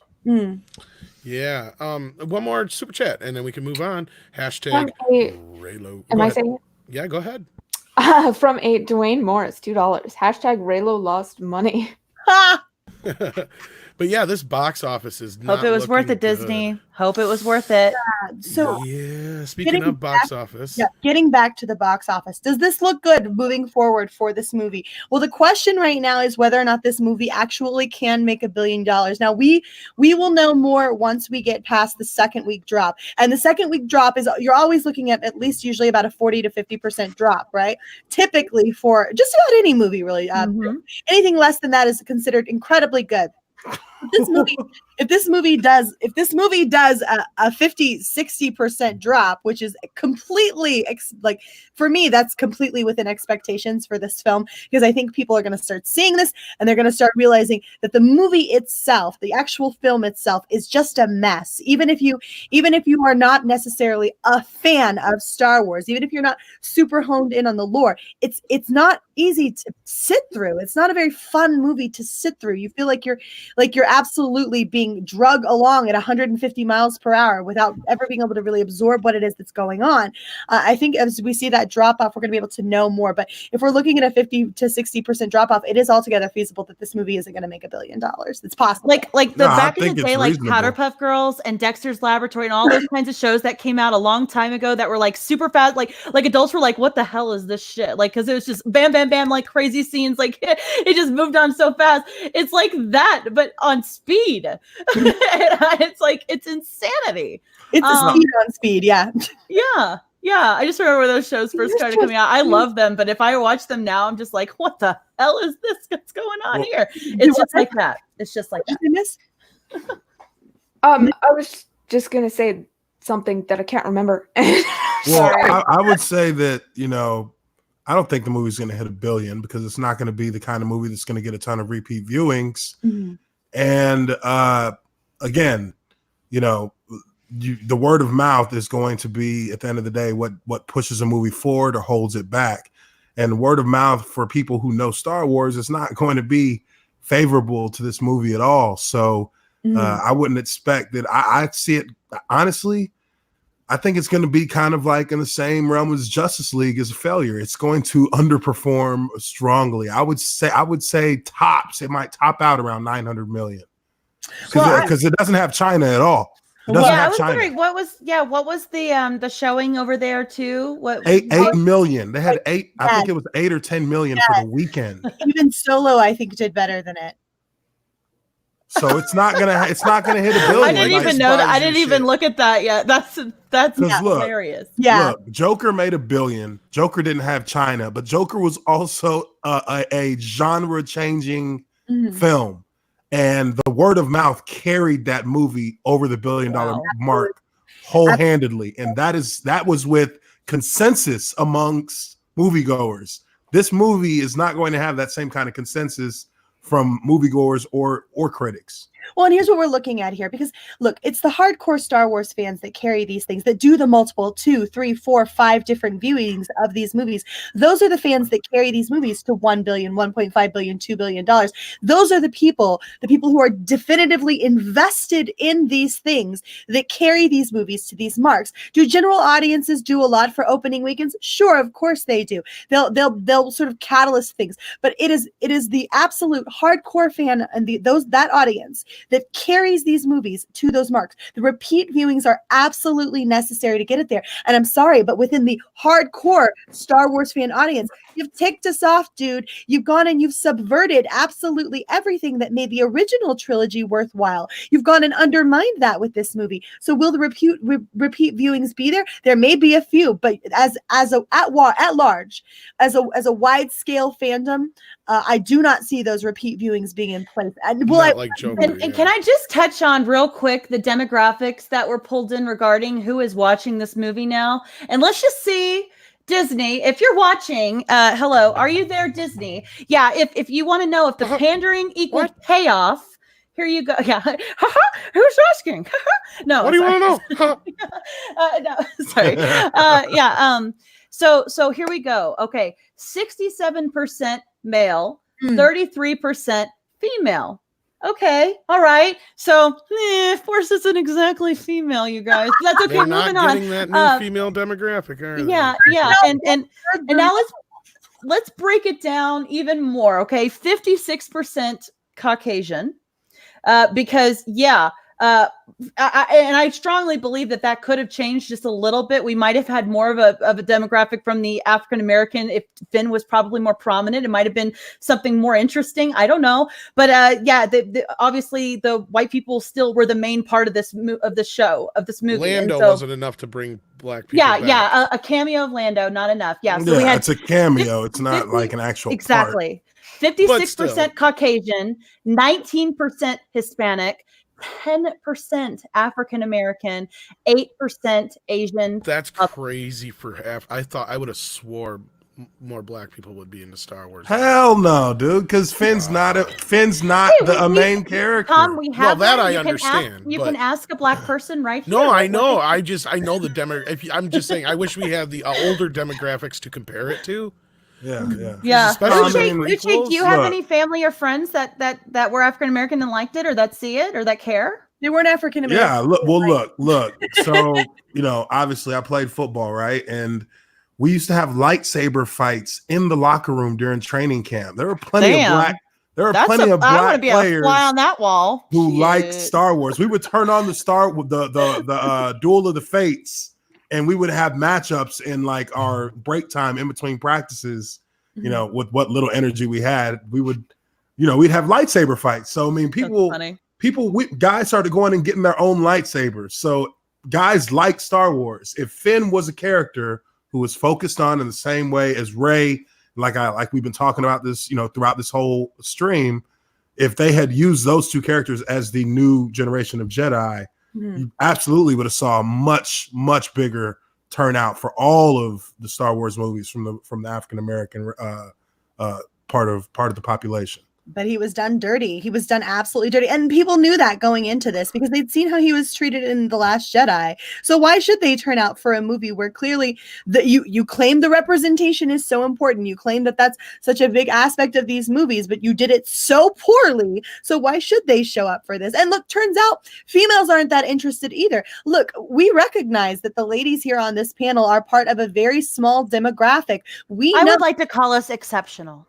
I would like to call us legitimate unicorns, guys. We're legitimate unicorns. Okay, we know what we are. We know that we exist. We're the exception. Yeah, right. We know we're the exception. Turns out most nerds are male. Turns out most females just don't give a shit, guys. And no matter how much you decide to turn into the fourth female, they're not going to care. Now, you know what? They might care a little bit more if you do. Give them a good damn story. I'm just saying they might show the frack up. Yeah. Turns out a lot of females might not like the idea of a girl chasing a guy that's abusive. You know what women do like, though? They like a manly Mandalorian taking care of a little baby Yoda. Let's not even, that was some serious sexy points for me. Watching him just kick ass and take names as he's holding little baby Yoda around, walking through oh man. Let's not get that started right now. That's another thing for another time. The lady boners aside, guys. See, Disney, take some notes. Take some notes. You show a manly man being manly and sort of sensitive at the same time. Protective. Guess what you get? Yeah. And I mean, and like look at the A Mandalorian. strong protector is nice. Mandalorian has his core set of values, and he sticks to them, and that's his character. You know who he is. I think that's part of the appeal of him as well. I mean, you got to have. As attractive as women are usually to bad boys, that is also an attractive element. That's why they like cops and men in uniform. And see, we're not dumb as men. We understand these things. Matt G sent us a super chat, and I love this super chat, so I'm going to read this one. And I'm sorry, Uche. $5 in a deleted scene. Black guy. No, listen to me on this one. You'll know what I mean. It had nothing to do with that. It actually has something to do with something else. In a deleted scene, Rey and Kylo realize they both have a cousin named Martha. Why did you say that name? God, you just can't go one night without a Batman. Well, you guys got to remember who Chris Terrio is. Chris Terrio is also one of the writers of Batman v Superman. I'm triggered. But okay, Tom, if you're going to be busting out voices, you haven't done Palps yet, and that's disappointing. I did do it one time, but I'll do. My favorite part of this whole thing with Palpatine was the fact that he's sitting there tweeting on the toilet in the beginning in the opening crawl. That was my favorite bit. That does make sense. He sent that on his phone. Hashtag winning. Back again. Feeling cute might take over the galaxy. Smiley face. Hashtag send. Feeling cute might delete later. Bringing sexy back. Return of the Empire. Bringing Sith back. Hashtag. Justin knows what I mean. Hashtag do it. Do it now. Hashtag.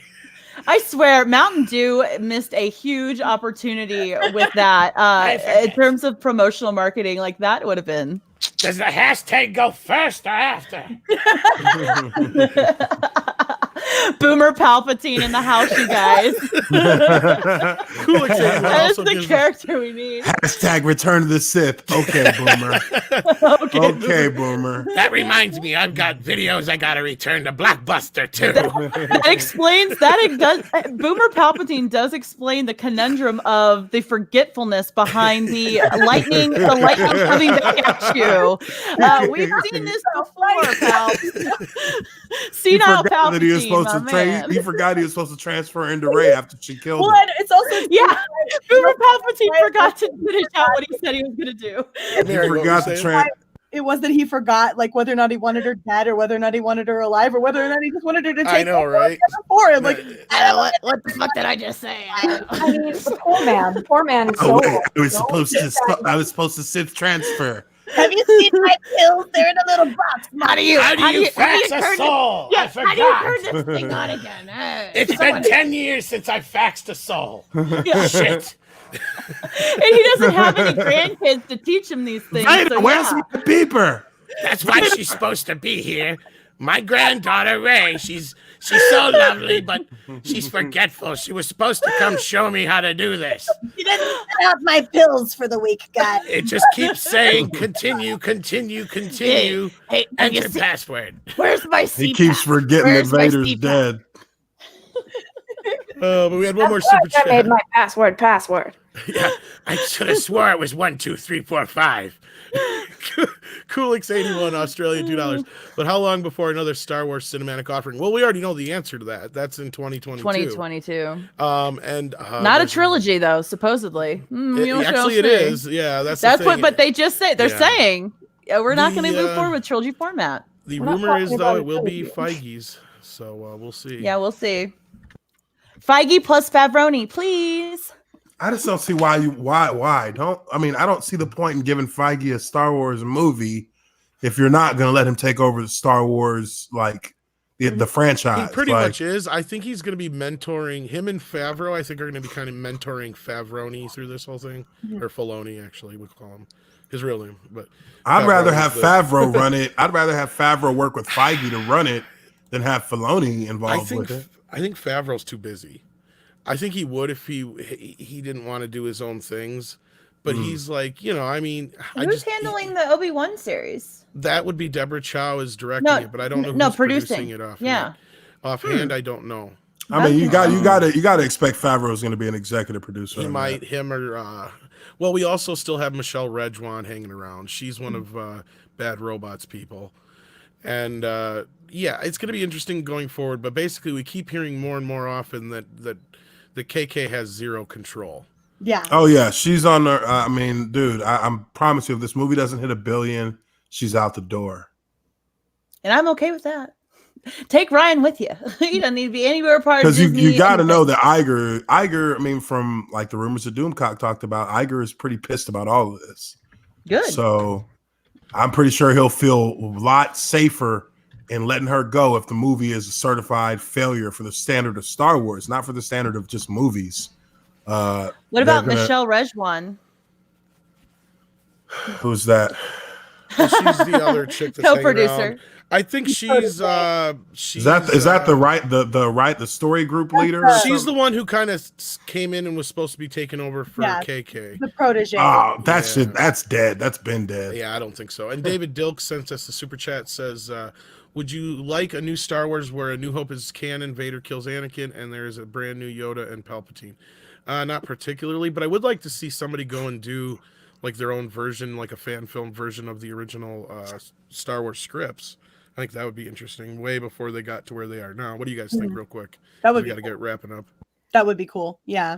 I'd like to see what originally was supposed to happen. I'd love to know what the outline. Well, first of all, I'd love to know what George Lucas's story treatments were. And then on top of that, I'd like to see, because I know that JJ did an original outline, right? Like he did an outline. He didn't have an actual story put in place because it's JJ Abrams, but he had an outline and he had something. I'd love to know what that was. I'd love to know what it was that we were meant to get before freaking Ryan Johnson. I don't want any to stick around. I think I'm past that. I think it doesn't matter anymore at this point. Honestly, I feel like since they're ending the Skywalker saga here, I feel like whenever they decide to have an official new trilogy, like this is where we're moving forward, I kind of agree with Iger. Just do something else. It doesn't necessarily even have to revolve around Jedi.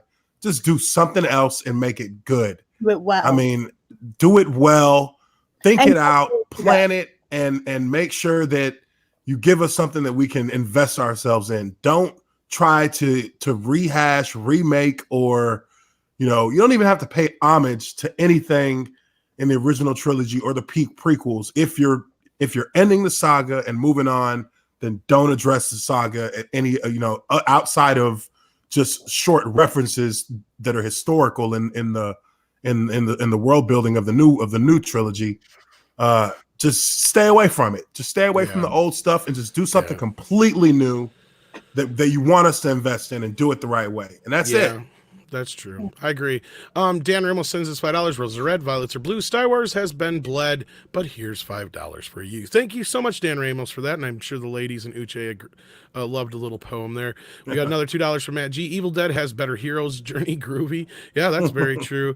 Then we got another one from Curtis D. King. SAG $10. I'm not sure what that is offhand, but speaking of doing Finn dirty, I really had a bad reaction when Rey used the Force to knock Finn flat on his ass.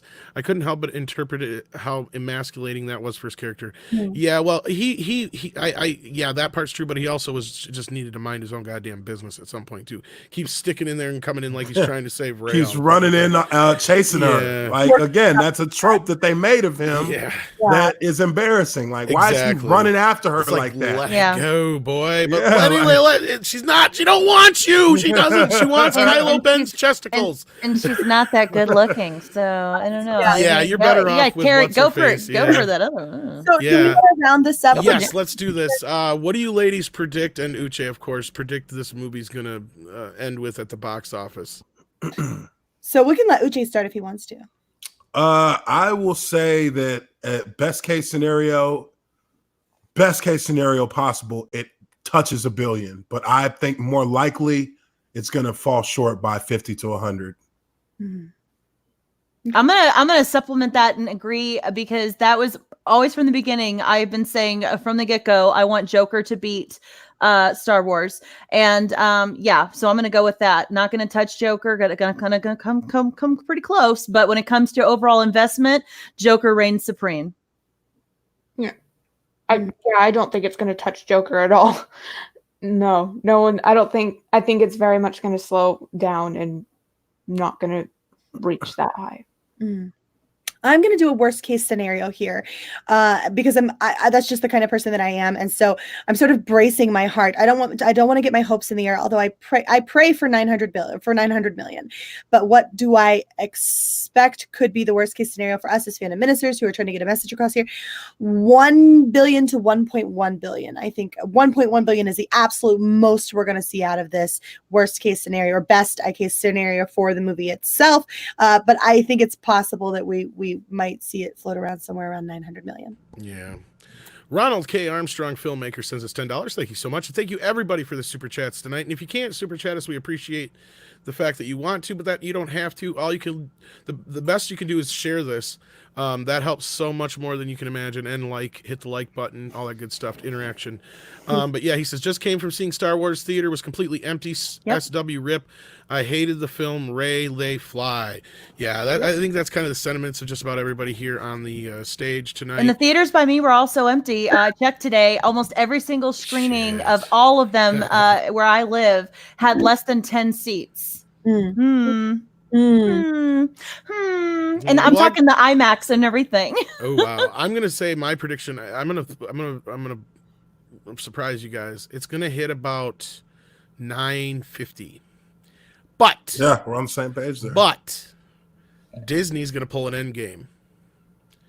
They're gonna re-release this motherfucker right at the last minute to try and push it over that $1 billion. What are they going to incentivize? They'll add something to it. What? What's going to give them 50 or $100 million? They have plenty to choose from. They've got plenty. Exactly. Yeah, but none of it's good. They just have to add in the filler from the first 45 minutes. Unless they give us 15 minutes added in an alternate ending, there's no way that they're going to. How about all they have to do is explain how Palpatine came back? How about that? Look, that in and of itself will be a win. Yeah, they may do something like that. Or they'll throw on an alternate ending, or like something a novella like that. style, like a little. I don't even want to know how Palpatine came back, because it'll just make it more. It's going to dismantle the originals even more. We've already if they add done enough anything to the else to originals. The fact that he is back, it ruins the original trilogy. Guys, period. Look at that though. Let's think about it. If it actually comes to it and they actually do something like that, we will all have a field day. That is as much as proclaiming. That is as much as admitting defeat on their end. Okay, that is basically an admission of that's literally how bad we screwed this up, because that would be completely unprecedented. You know what they're gonna do? They're gonna re-release it on Netflix as an interactive movie, Disney, and you're gonna get to choose. You're gonna get to choose your ending. I doubt Re- Oh they my will. gosh. Remake The Rise of Skywalker. Whatever Choose they your own don't do- scenes. Yeah, so you get to the scene kiss or no kiss. The last thing that they will do is try to justify us in any way. So we won't see a lot of deleted scenes, but I could see them doing some kind of weird extended cut or throw on an alternate ending after or before the movie for people just to get them in the butts in the seats like they did. Because wasn't Endgame, they just had the deleted scene like before or after the movie or something like that. It wasn't even much, in the movie. Ridiculous. Yeah. So anyway, let's Let them try it. Those I hate bastards. to do this, but our ladies are busy, and we should probably wrap this up. We have a lot to do, and we want to thank all of you for joining us here tonight. Thank all of you for the super chats and all the likes and shares. They all mean so much to us.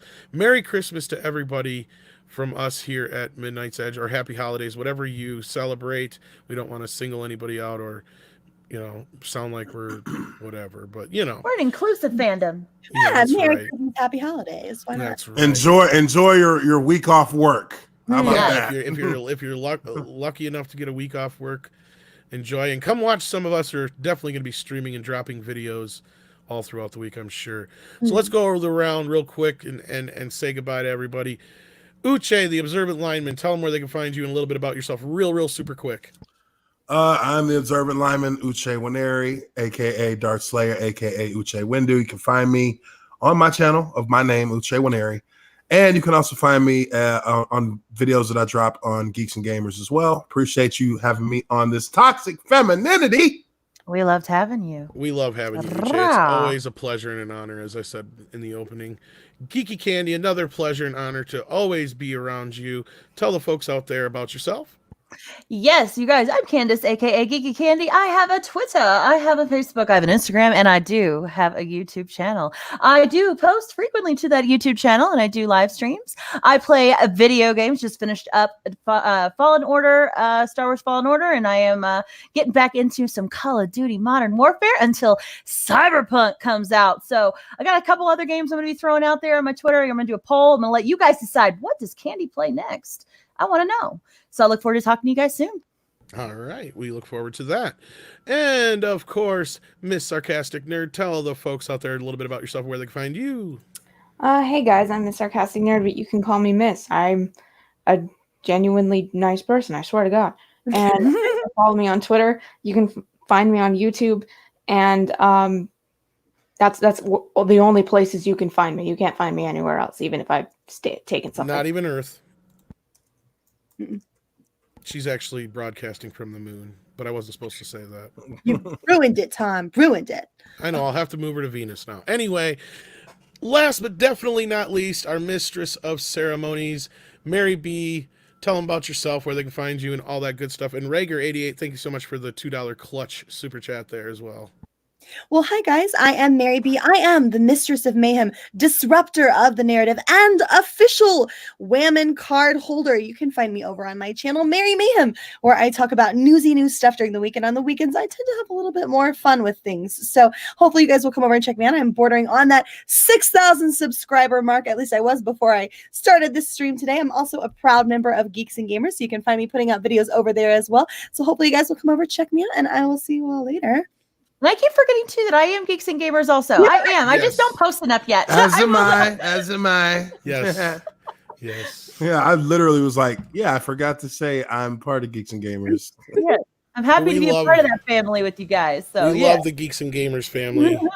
So we do like to have you guys on as much as possible as well. So do take care of yourselves this holiday season, and we will let you guys know where you can find the ladies come next year when we decide what the schedule will be. Maybe we'll have like one more Sunday show so you guys know, or we'll let you guys know what's going on. Anyway, Merry Christmas. Have a happy holiday. Take care, everybody, from all of us ladies and men here at Toxic Femininity on Midnight's Edge. Proving that the fandom menace isn't just toxic white males, it's toxic femininity, brought to you by Midnight's Edge with Miss Sarcastic Nerd, Geeky Candy, and your hostess with the mostest, the mistress of mayhem herself, Miss